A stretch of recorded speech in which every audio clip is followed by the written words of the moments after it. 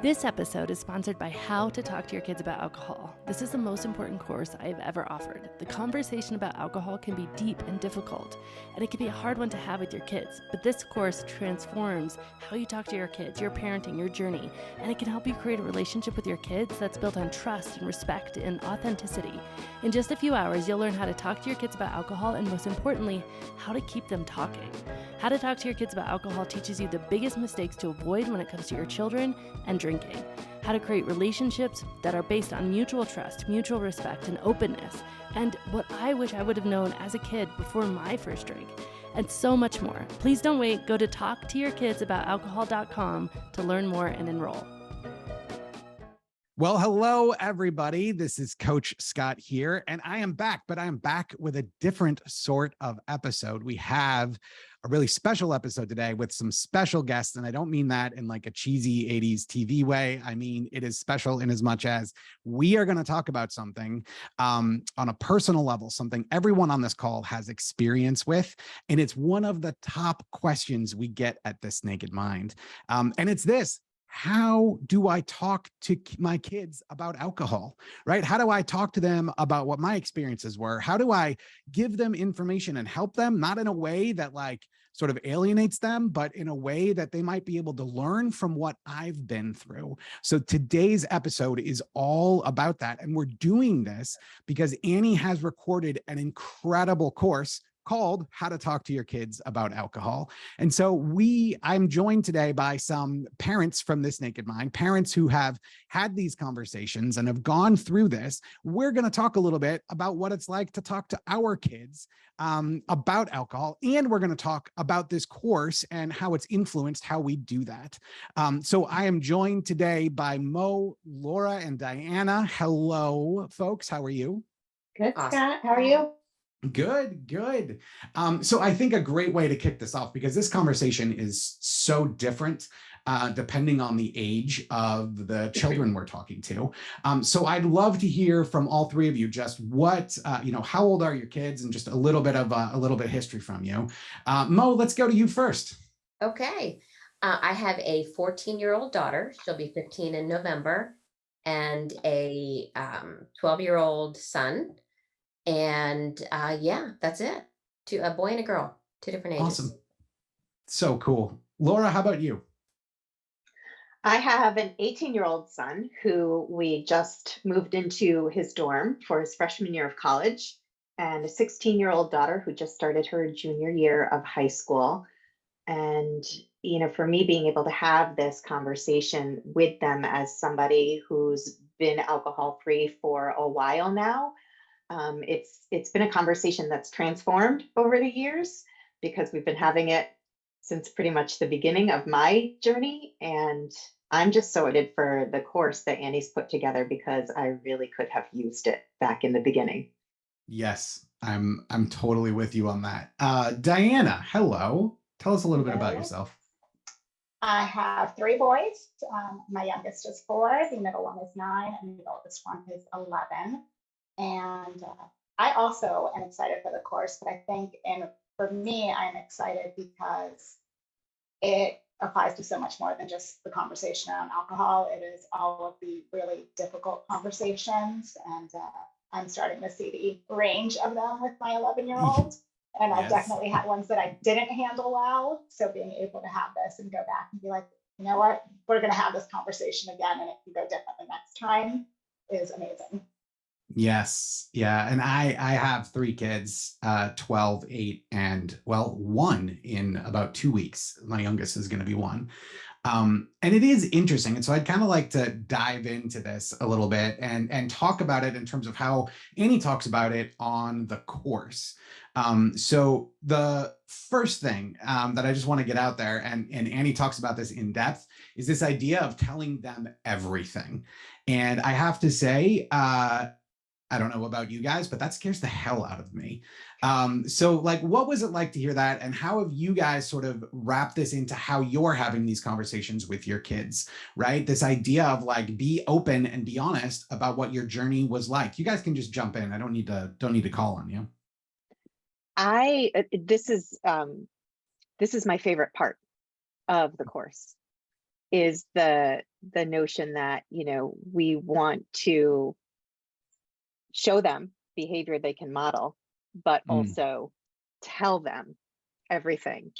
And for me, that was beautiful validation for the way I did things, and the way I continue to do things. I didn't know if I was right when I first started doing it, but I also knew that I was uniquely positioned to stand in my truth and share that with my kids so that they understood the role alcohol had played in my life and how I Yeah. had changed that and found freedom, and just give them all the information they could possibly need to make the best informed decisions for themselves moving forward. And for me, that was a shift because I grew up in a house where there was a lot of drinking, Mhm. and the message was do as I say, not as I do. Yeah. So the behavior was being modeled, but don't do it. Don't do it this way. Don't drink until you're old enough. Don't drink and drive. Don't go to parties if the parents aren't home. Just don't. And Yeah. that was it. Well, Whereas, you know, I'm able to talk to my kids about, well, I was told not to, but I did anyway. mhm. Yes. Ultimately, you know, at Yes. the end of high school and into college, and got into a not healthy place with it for myself. And so here's how things evolved for me. And interestingly, the conversation has evolved very naturally for us. My journey started in about 2014. So my son was 10 and my daughter was 8. And neither of them had ever said anything to me about my drinking. I think I was really good at hiding it. But then since then, we've had so many conversations. And the first memorable one was when my son came home. He was 12 years old. And there had been a conversation with a health class at school. And he said, Mom, so the teacher was talking today about alcoholism. Is that what you have? And it was like, one of those car conversations too, Yeah. which, you know, if you've been in the car alone with one kid, you know, it's all out there, right? And I loved that because that was our entree into the conversation and the chance for me to get vulnerable. And as you said, Scott, that's super scary, and super nerve-wracking to just stand in that place of it's all stripped off. Yeah. But that is the best version of ourselves for us to give our kids, because they need to know it's okay to make mistakes. They need to know that we have made some mistakes in our lives and that we've learned all along the way, and that we want great things for them. Yes. And that's so beautifully said. I mean, for me, there's a question of like age appropriateness. So I have a 12-year-old daughter who thinks she is, I don't know, 35, and is like, she wants to know all the details. Give me the deets, like what actually happened? How did this actually go down? What was this like? And it's always hard for me to like balance out, like, what is the age appropriate thing versus the lesson that I want her to get from my experience, right? And very much like you, Laura, like I think a lot of people who are out there were in the do as I say, not as I do camp. And I think for a lot of us, we had to, well, this naked mind didn't exist when my parents were my age. But, a lot of us had to kind of learn some of this stuff for ourselves. And it always comes from a good place of like, oh, I want to share my experience. But my concern is always like, I don't want to sound like a dad where you're just like, whatever. Like, all right, thanks, Dad. Thanks for that tip.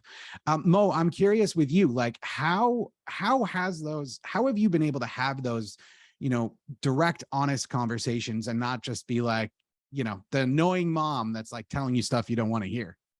Right. It's so funny, Scott. I'm listening to you guys, and I never drank in high school. I had my first drink in college and partied my way from college until my mid 40s, until I found Annie Grace. So we have had these conversations recently, my daughter and I, not because she has a lot of questions. She's never really asked me questions. I quit drinking when she was in 5th grade, and she's a freshman now. But they're much more, for example, she came to me the other day and she's like, hey, can I go to this party on Saturday? She's a freshman in high school now, so new people, yada, yada. Oh. Yeah. And I'm sorry like, sorry for the moan. I'm just I know, like, I just like, I'm dreading this, but I keep going. Sorry. solidarity, yeah. And I said, trying to be a good mom and be out there. And I said, oh yeah, I love parties. Whose party? Who's going to be there? All the questions, and gave me all these names of people I didn't know. And the home was at people I didn't know. Long story short, I said, absolutely, you can go. I'm going to have to reach out to the mom just to make sure a parent's going to be there. Tears. You can't do that. All my friends, so much concern about what other people were going to think. So hand to God, you guys, this conversation was last weekend. So we had a very long and open discussion about her concerns about this party and what I thought of her going to the party.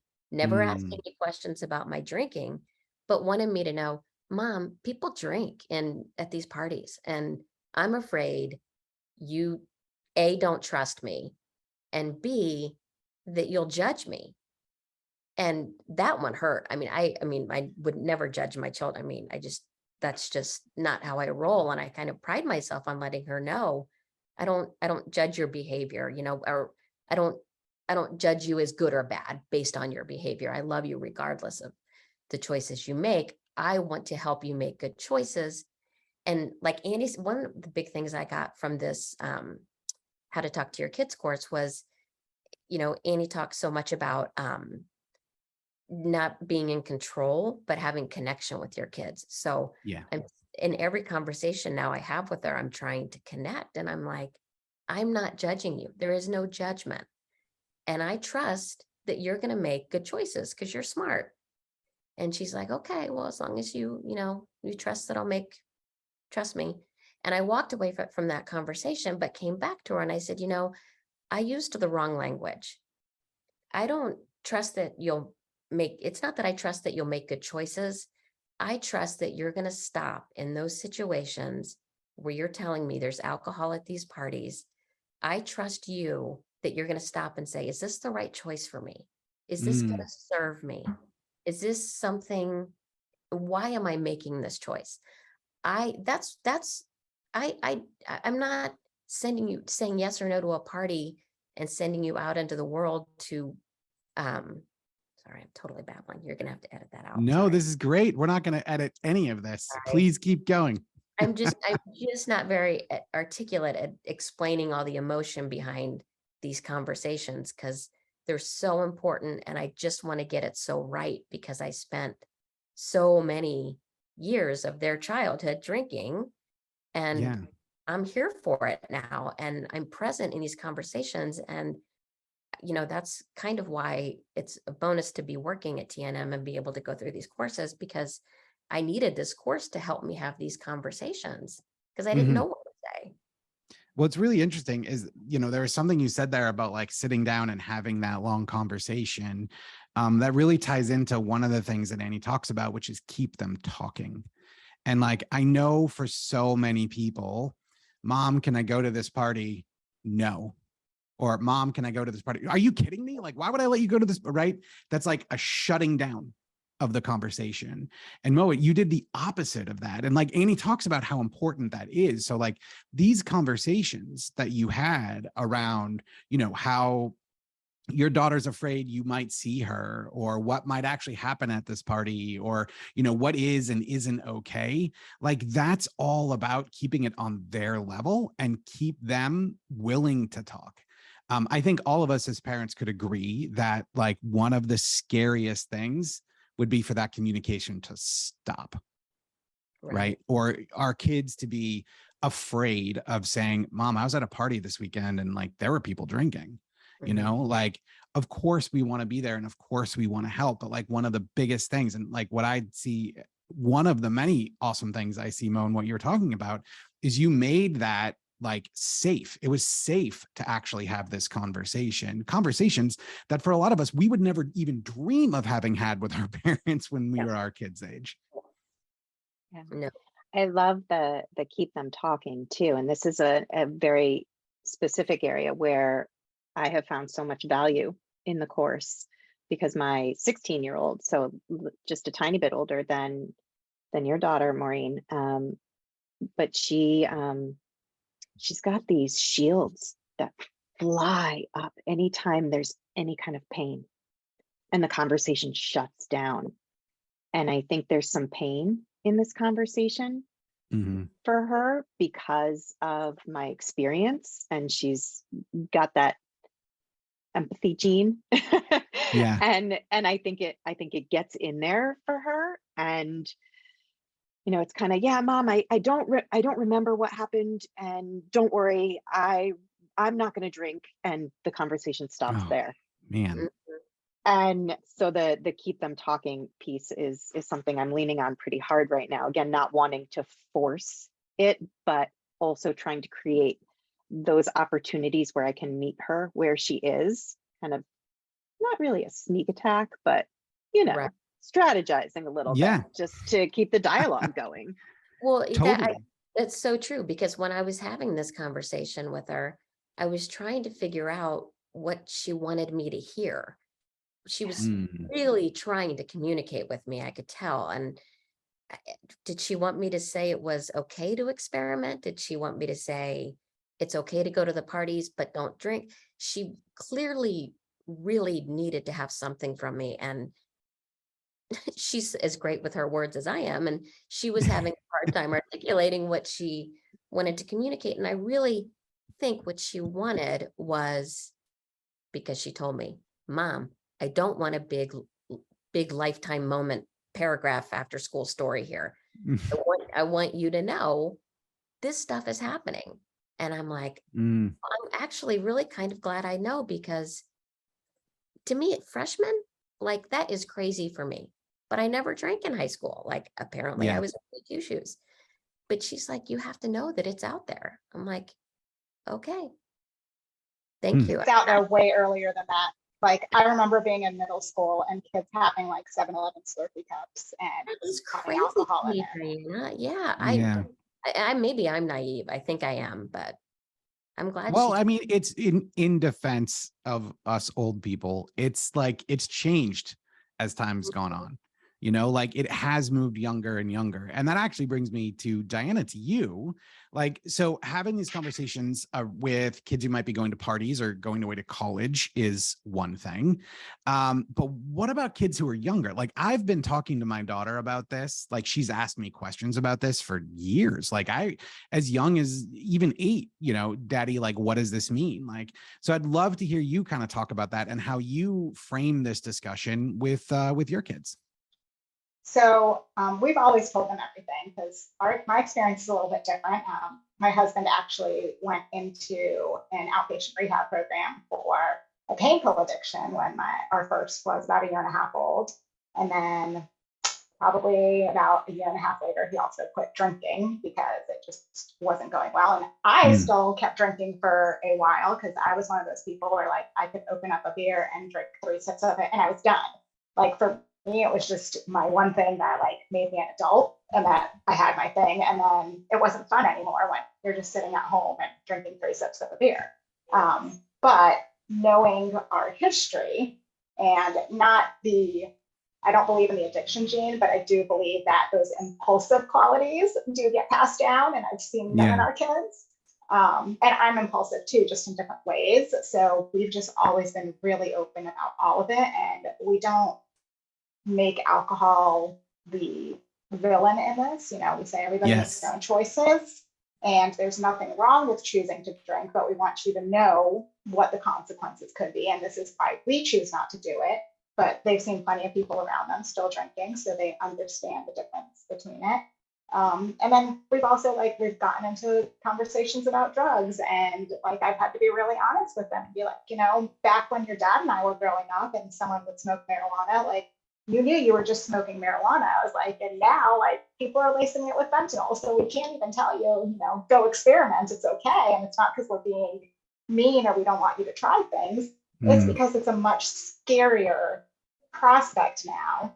So, and that's, it's the same thing with alcohol. Like we just don't know what we're exposing them to now. So we just try to give them as much information as we can. And it's exhausting. Like I have those kids that if you tell them one thing, they have 3,000 questions on top of it. And like anywhere we go, people start cutting them off with questions. So yes. Well, it's so funny because I think you point to something that's really key. So my oldest is with my first wife and my second two kids are with my current wife. And my current wife and I don't drink. I gave up years ago now. And my current wife just kind of was like, went along for the ride. Like she was like you, Diana, like a couple sips, who cares, right? But my ex-wife still drinks. And not to excess and not anywhere near, what I used to do. So with my oldest Jane, it's like, well, is drinking okay or not? Like, should people do it or not? And one thing I love about the conversation is pointing out the fact that, there are people all over the world who drink. But a lot of people don't know the stuff that I know, right? Or they think about it in ways that maybe aren't so helpful. And bringing that conversation to the place of, look, you're one day going to be an adult. You're one day going to make your own decisions. And it's important to me that you hear, what I've learned. And one of the things with my daughter that's so big is like really talking about the idea of like, this isn't about, please don't ever drink, this is about like, understand what's actually happening here, and I mean, I know you mentioned it's exhausting, Diana, but when you answer these questions, like how do your kids react versus shutting down the conversation? We try to have them like really organically. So like we were coming back from my mom's the other day and she's a grandparent. So like there's a bowl of candy there and they're reaching in and grabbing candy all the time. And like, so I was able to tie in like, the sugar rush to the same thing. And we've talked about how those things work. So I think, and that's the whole like having it on their level conversation. So right now, like a bag of Skittles is awesome. I'm like, well, what would happen if you ate nothing but Skittles all day long? They're like, well, we feel horrible and we get sick. And I'm like, well, that's the same thing people do with drink. It's like there are people who will drink to that point. And like, so that's, so I think that's our biggest thing is trying to like, we can give them too much information and they'll just let it go, like, because it's not relevant to them, so they don't care. So, and I think that's one of the things that people worry about the most is like, oh, well, what if we tell them too much? Well, if you do that, they're just not going to hold on to it because, to be quite honest, they don't care and they shut us out after a while anyhow. Yes, we're talking to them all day long, so you don't have to worry about giving them too much information. But I think it's a disservice to give them too little.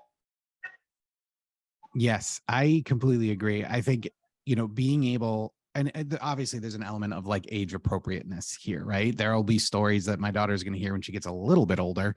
But like being able to have the conversation at their level of comprehension, their level of just like understanding, I think is really key. Now let's go to the other end. So Laura, you mentioned your son just went to college. That is, at least for me, that is where my drinking journey started. So what were those conversations like as you were, preparing for him to go? Like, did you talk about it? How did that kind of unfold? Sure. Well, we've been talking about it for a while, so the conversation has evolved. He has had drinks. He will have more drinks. So college won't be his first rodeo in that area. But the conversation has shifted in terms of the consequences that I share with him, because we all hear those horror stories, kids pledging fraternities and sororities and the hazing and just the devastating effects of becoming so intoxicated you ultimately die, or you fall from a height that you can't survive the fall. Or what happens to someone with a fake ID who goes and buys for other kids who are underage, and something horrible happens there. So we kind of talk really big picture about how some of these things can be super, super life altering. Yeah, those are And big I always, conversations. it's huge conversations. And I always say to him, listen, I would love for you to do exactly what I'm modeling for you every day of my life at this point. I would love for you to not even touch it. But I know that's not reality. You're going to college. This is what happens at college. I just want you to have all the information you can possibly have. And I want you to connect with yourself.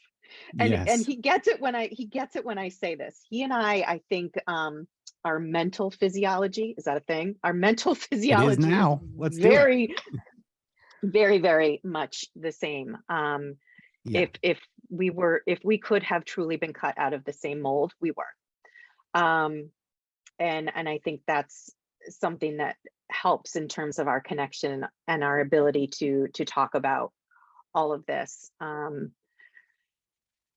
We've talked about why would you drink? Because I think that's such an important question. Chris Heron talks about this, and he's been on the podcast with Annie. He's got his first day film, and Yes. everybody talks about the worst day. What we really need to be doing is talking about the first day and asking why. Why is it you want to put this substance in your body? What is it that you are looking for? Are you trying to escape something? Do you want to be somebody different? What is, what's going on in that moment? And I think that's really important. Maureen talked about the pause, pausing and checking in with yourself, and really, that's a conversation that we're still having at 18 years old. And, this whole graduation into adulthood, where we have to have all sorts of legal documents for me to have conversations with doctors' offices anymore. And Yeah. all It's a of this different world. crazy stuff. Oh my gosh, it's been absolutely wild the past week to 10 days with some of the things we've had to get figured out. But and I'm starting to spin a little bit here. But I think this conversation becomes even more critical at this age. We talk about how the human brain isn't fully developed until they're 25 years old. There's still a lot going on here, and they're away from home, and those touch points are fewer and further between. I didn't even talk to him yesterday. We texted a couple of times, and I didn't get a response to my goodnight text. So it's like, we need to make sure that we keep having these conversations. And yes, it's go fly, but it's, hey, I'm here. If you want to go over something with me about a situation that you think might be coming up, or a situation that happened. And I think making sure to continue communicating that no judgment message. Yes. Right. Every choice we make in life in general, alcohol or not, is something that we need to tap into all of our resources and information for, and could ultimately result in a lesson for how to do things differently next time. Yeah. And he's been pretty open, which is good. I know he's going to explore. Yeah. I know he's super curious, and we're just going to try to keep talking about it. And, I've encouraged him to look out for his friends and to look out for himself. Because I think he knows a little bit more than some of them. This is such an interesting time. Like, one of the things that I hear in our programs all the time, all the time, is like, I wish I knew this before college, or like, where was this information, 20 years ago or 10 years ago or 5 years ago? And actually, it's interesting to talk about another project of Annie's that's available. she wrote a book specifically about this. And actually we talk about this in the How to Talk to Your Kids course as well, of like what we wished we had known about alcohol before we started drinking. I think, and that list for me is very long. And I think in this book, Buzz to Buzzkill, Annie does a really good job of like laying it out, I think not in a very like theoretical way, but in a way that's easy for kids of all different ages to understand. And so being able to have that conversation with your son before he goes to college, and so that he can learn from your experience, well, for all of us to be able to do that, is so incredibly helpful. Mo, I want to move on to you for a second. I'm actually really curious, like, I'm totally putting you on the spot, so sorry ahead of time. What is the number one thing you wish your kids would know about this? Maybe they already know it or not, but like the number one thing where you're like, I want you to understand this one thing about alcohol. About alcohol, when I think, I don't have a lot of feelings about alcohol. To me, it's just like an innocuous thing. The one thing I really want them to know, it's in anything, alcohol or whatever, is just find the lie. Like, and we've done this through movies. And when they were little, we'd watch a movie together and be like, well, what's the lie? And that would help us try to, as a family, come together with what we believed in. And the one thing I wish my kids would know is when they're in that situation with alcohol, if they would just stop and say, okay, what's the lie here? What am I going for? Do I want to fit in? Do I want to feel good? Do I want to ease my anxiety? I want them to know the one thing is that the alcohol's not going to do it. Shopping's not going to do it. Porn's not. I mean, I want them to have that before part. So, I love that. That's fantastic. Yes. Diana, how about you? Like, what is one thing like on the top of your list? It's exactly like that's the conversation we've had with our kids too, is it's not going to give you what you're looking for.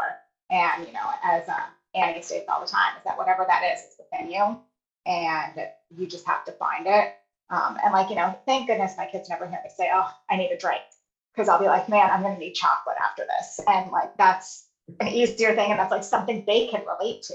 Yes. So we have that conversation all the time. And like, unfortunately, we've already had the porn conversation with our 11-year-old because he stumbled across things he shouldn't. And we had to go into it. And I'm like, that video is not what it is. I had to be like, this is what it's supposed to be like. And this is what's going to give it to you.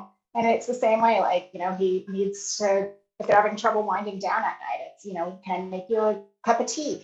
What can we do that's going to give you what you're looking for?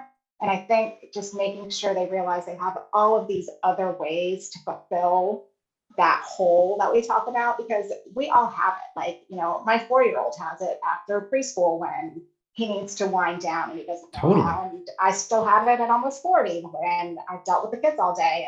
And, and the great thing is being able to understand that. And like, I can look and be like, I can understand wanting to shut down at the end of the night and not think and not have to do anything. And I know my kids have that same feeling too, because we forget that they have just as many demands on them as we do. And I think it's really normal for a 13 or 14-year-old that, is going into high school and has all these new things coming at them to want something to make them feel better at the end of the day. And I just want my kids throughout their whole life to know that, that's in you and you're always going to be able to find it, but you're not going to find it in anything outside of you. I think for me, and Annie outlines this really well in Buzz to Buzzkill, but like what actually happens when you have a drink. Yes. That I remember, the first time I read The Naked Mind, the book, and some of that's outlined in there. And I was like, no, come on. And like, I went and did my own research and was like, holy cow. Yeah, it is like 20 minutes of euphoria and then hours of feeling terrible. But one of the things that I think is so sticky for lack of a better term, about alcohol and like why it has such a place in our society, are these myths that we have about it. That like, this is how you celebrate. This is how you feel good. This is how you, whatever, like go to a concert, go to a funeral, like this, all of this that is there. And it's this idea that it actually makes us feel better, that like, when you actually look at the science, it doesn't help with any of that stuff. That to me is like one of the biggest things that I hope that my kids understand, is that like, this is going to be sold to you as a solution, and it ain't that. As a matter of fact, it's the opposite of what you're looking for. Laura, how about you? So what you just said is the perfect segue, Scott, because I think that healthy coping mechanisms, right? Because of the reasons we think we're supposed to be drinking, the feel better, the escape the crummy situation, all of that. And I think that I wish I'd known there were other ways. I wish I'd known to question the beliefs I had, and to be curious about whether that was the only way.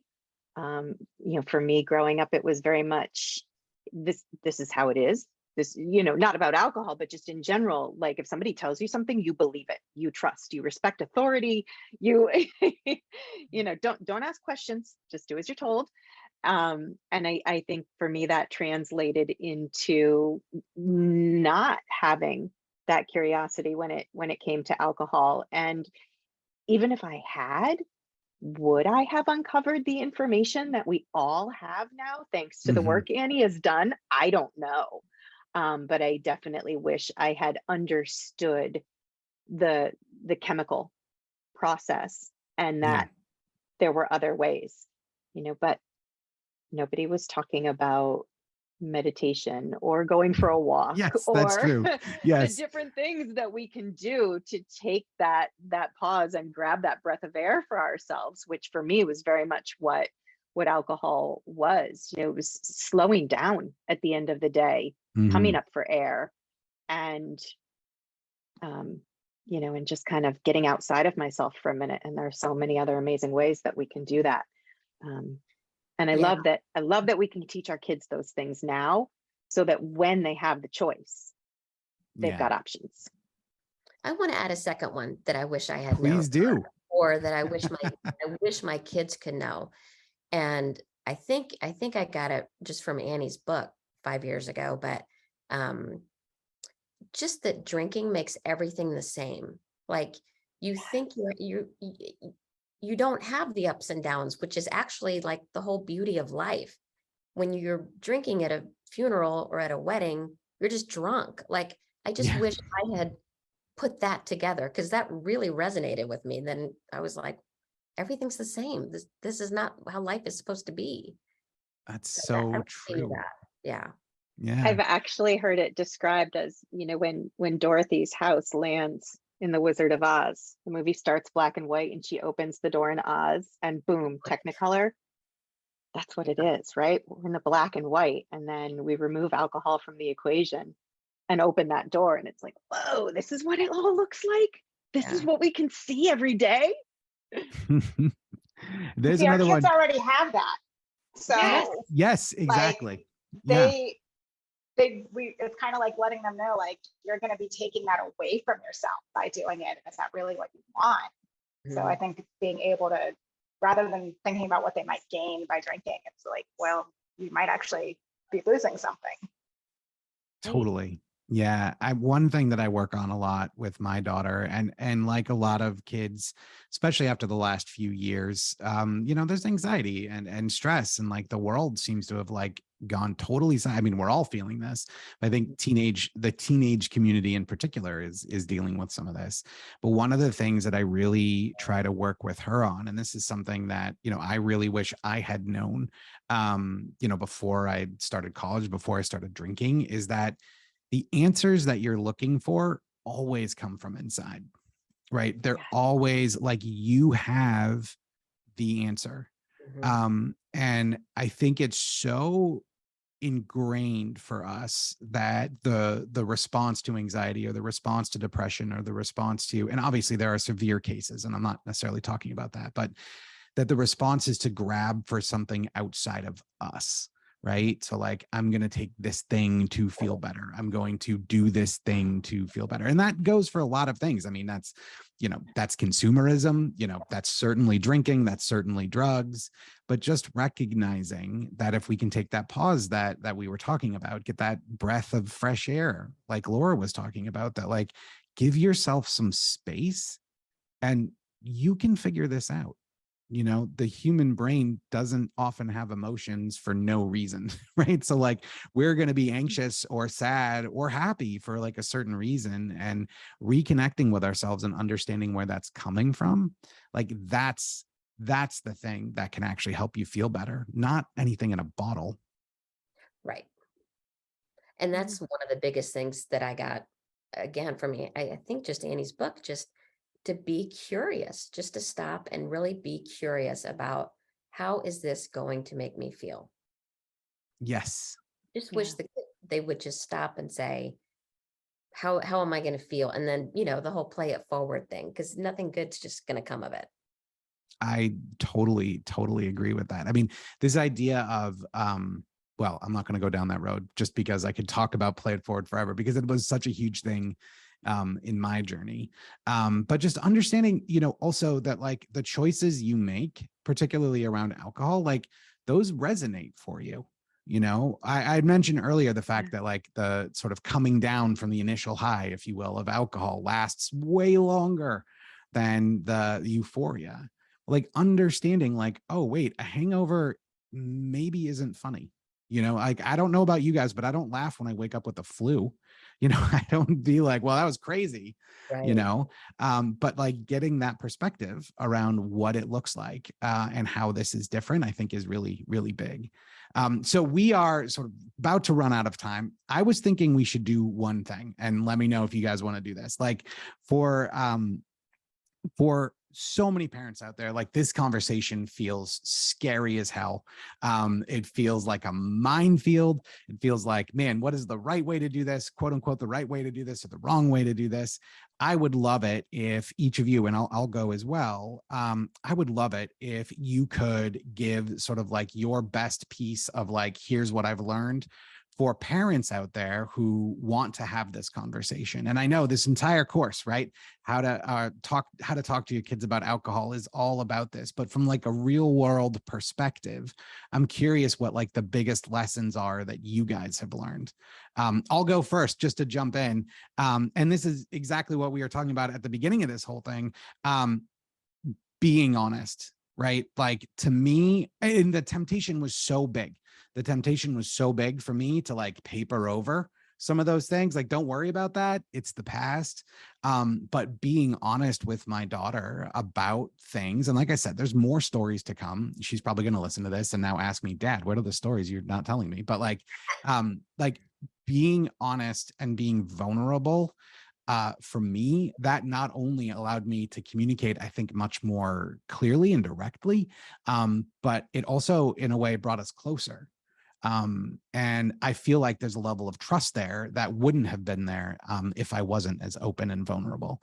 Laura, how about you? Like, what's the biggest takeaway that you've taken from, you know, having these conversations? Scott, well, everything you said for sure. That was beautiful. I think also knowing that they could come up completely unexpectedly and trying to make space for them when they do come up, because, you know, if it's a busy moment and you've got to postpone, it may not be the same conversation it could have been in the moment. Yes. So I Yeah. think whenever possible, drop everything and have it. Drop everything and have this conversation. I used to think I could overshare. I'm not sure we can overshare. Yes. Within reason, depending on the Yes. age. But I think that honesty is super, super important, as you said. But being there when the kids are ready to talk, Mm. is super important. And it's okay if you're not prepared, Yeah. because everything we do gives our kids permission to be human too. Mm. I think we get into this place of thinking we have to be perfect and have everything all figured out before we have a conversation with the kids. And the message that sends is that they've got to do the same thing. And we are all just on this journey of life together, and we are human, and we're going to make mistakes, and we're going to need to edit, as Maureen said, and editing is fine. There's nothing wrong with it, because it just keeps the dialogue going. I love that. That's so good. Thank you. Diana, how about you? Like, what would you, based on your experience, what would you say to a parent who's nervous about having these conversations? Go ahead and get it wrong, because you're at least having the conversation. And, I got it wrong the other day, and then I happened to go through the course again, because I knew we were going to be talking about this, and, I got insight from it, and I had to go back and tell my kids, you know what, I handled that completely the wrong way. And I did things I shouldn't have, but this is how I'm going to do it from now on. And then they now have permission to do the same thing, and they get it completely wrong. And they know that, just as Laura said, like, I did it too. And if we don't give them the space to make mistakes and know that it's okay, they're never, like Annie says, they're never going to do that. And you don't want to be the person that they're avoiding when you're the one that's trying to guide them. And I think the biggest thing that stood out to me in all of that too was that whole, the illusion of control, and just seeing as my children get older, that fall away even more. And I think if we don't allow those mistakes to happen, you have no control and you have no bond. And what do you do with that? So just make your mistakes and screw up, and it's okay. I love it. That's so good. That's so good. Mo, how about you? What would you say to a parent who's nervous about this?